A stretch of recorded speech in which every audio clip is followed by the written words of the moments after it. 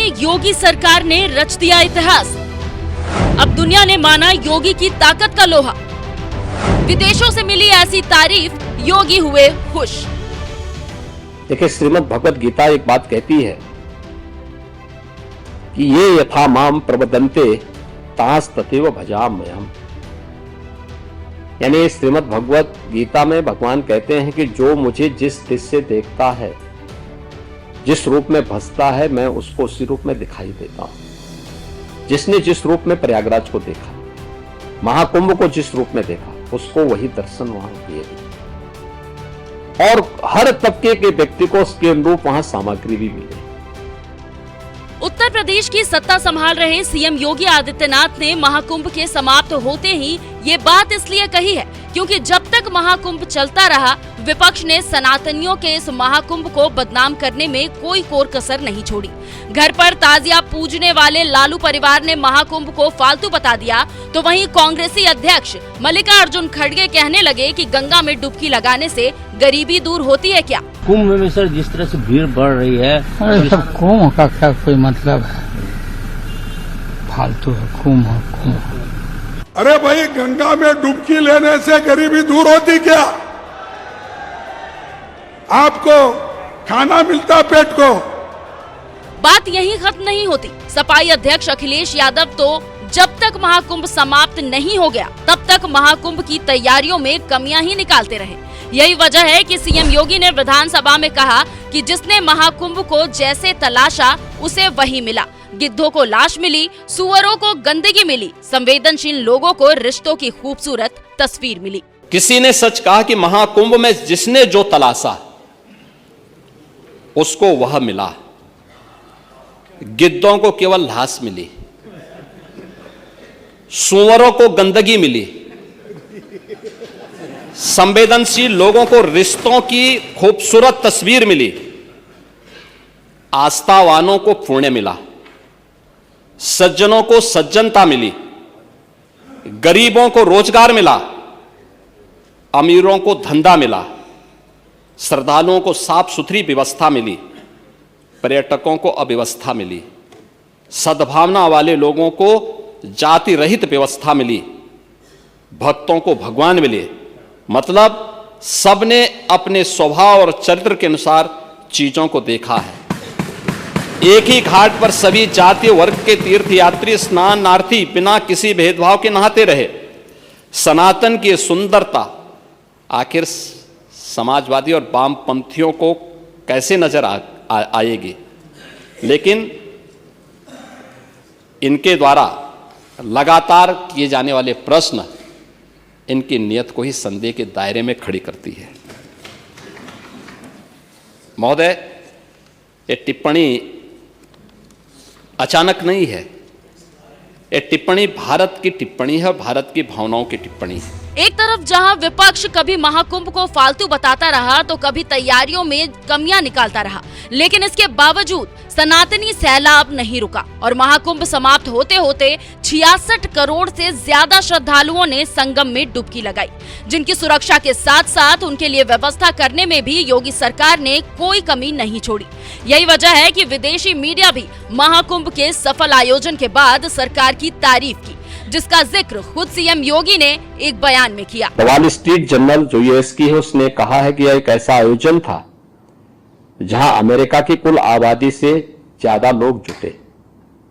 यानी यूएस की जो कुल पॉपुलेशन है, उसकी लगभग दुगनी आबादी इस आयोजन का हिस्सा बनी थी। बीबीसी ने कहा कि महाकुंभ मानवता का सबसे बड़ा समागम था। बीबीसी की टिप्पणियां हर व्यक्ति जानता है। एक्सप्रेस ट्रिब्यून ने यह विश्व का सबसे बड़ा धार्मिक समारोह था। द न्यूयॉर्क टाइम्स ने लिखा है कि आयोजन न केवल श्रद्धालुओं और पर्यटकों, यानी इस आयोजन में न केवल श्रद्धालु और पर्यटक ही नहीं, बल्कि नेता और हस्तियां भी पहुंची। राइटर्स ने लिखा यह डिजिटल कुंभ था, जिसमें व्यवस्था बनाने के लिए तकनीक का बेहतरीन इस्तेमाल किया गया था। हमने डिजिटल टूरिस्ट मैप भी जारी किया था। अगर किसी श्रद्धालु को कहीं जाना है तो उसके लिए उस प्रकार की व्यवस्था, क्यूआर कोड को डाउनलोड करिए, आप उसके माध्यम से वहां तक पहुंच सकते हैं। इतना ही नहीं, सीएम योगी ने द गार्डियन, CNN, यूनेस्को जैसी विदेशी मीडिया और संस्थाओं का भी जिक्र करते हुए बताया कि कैसे उन्होंने भी महाकुंभ की व्यापकता और सफलता की तारीफ की है। द गार्डियन ने लिखा है कि यह पर्वों का पर्व था, लोगों की उमंग और उत्साह चरम पर रहा। CNN ने लिखा कि दुनिया के सबसे बड़े धार्मिक समागम में 60 करोड़ से ज्यादा लोग शामिल हुए, यह आस्था की अभिव्यक्ति की शानदार नजारा है। और यूनेस्को ने लिखा है, यूनेस्को के जो डायरेक्टर थे टिम कर्टिस, उन्होंने भी एक बयान इस पे जारी किया था। वे स्वयं महाकुंभ के आयोजन में भागीदार बने थे। उन्होंने भी इस बारे में लिखा कि यूनेस्को ने 2019 में कुंभ मेले को मानवता के अमूर्त सांस्कृतिक धरोहर के रूप में मान्यता दी। इससे पहले 2023 से इसके सामाजिक, आर्थिक और पर्यावरणीय प्रभावों की निगरानी की जा रही थी। कुंभ मेला प्राकृतिक और सांस्कृतिक धरोहर के रूप में विश्व को एक नई दृष्टि प्रदान करता है। यह भारत के प्रति एक दृष्टि देता है। आयोजन उत्तर, दक्षिण, पूरब, पश्चिम, जिसके बारे में आदरणीय प्रधानमंत्री जी बार बार कहते हैं कि एक भारत श्रेष्ठ भारत, उसकी अभिव्यक्ति का भी एक बहुत बड़ा माध्यम बना है।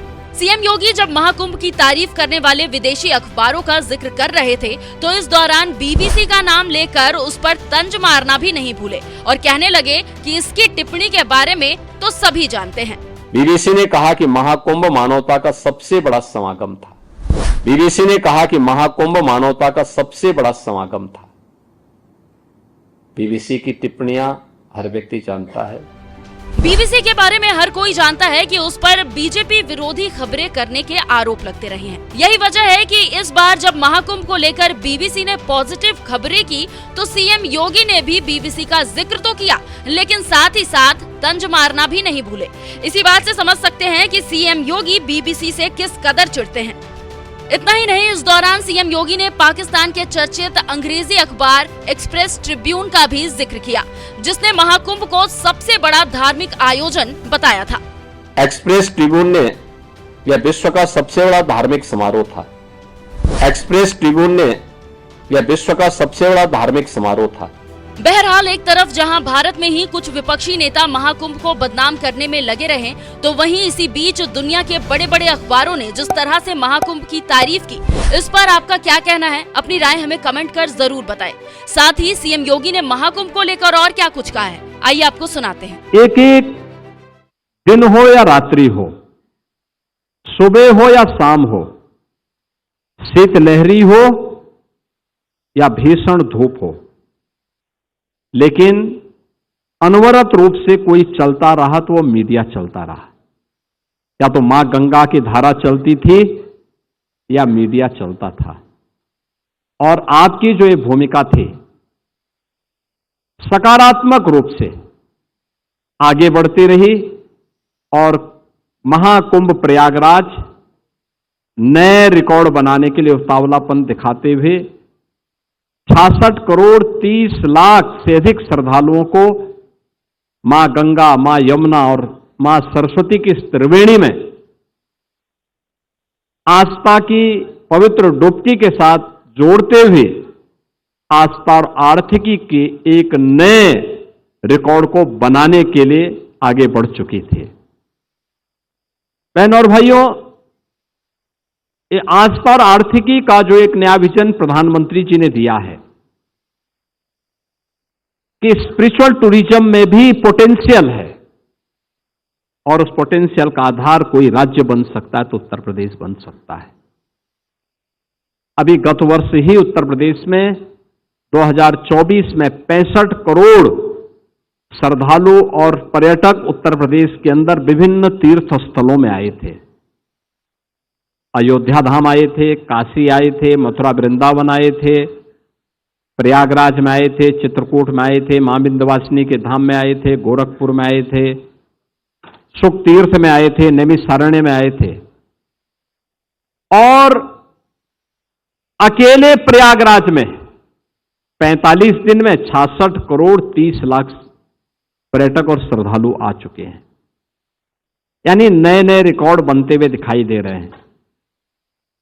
प्रयागराज महाकुंभ ने उत्तर प्रदेश के अंदर 5 स्पिरिचुअल टूरिज्म के कॉरिडोर उपलब्ध करवा दिए।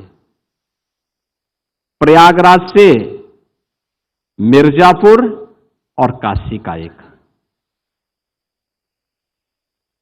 प्रयागराज से अयोध्या और गोरखपुर का 2, प्रयागराज से लालापुर, राजापुर और चित्रकूट का 3, प्रयागराज से लखनऊ और नैमिषारण्य का 4 और प्रयागराज से बुंदेलखंड एक्सप्रेस होते हुए आगरा होते हुए मथुरा, वृंदावन और सुख तीर्थ का 5वां। ये 5 तीर्थों में पिछले 1.5 महीने से अधिक समय से लाखों की संख्या में श्रद्धालु है और केवल स्थानीय नहीं है, देश का भी है, दुनिया का भी है। इन 45 दिनों में 100 देशों का प्रतिनिधित्व प्रयागराज में हुआ, जिसमें 74 देशों के तो एम्बेसडर और हाई कमिश्नर्स यहां आए थे। 12 देशों के मंत्री या राष्ट्राध्यक्ष की उपस्थिति हुई थी और अन्य देशों से श्रद्धालुजन भी इस कार्यक्रम का हिस्सा बने थे।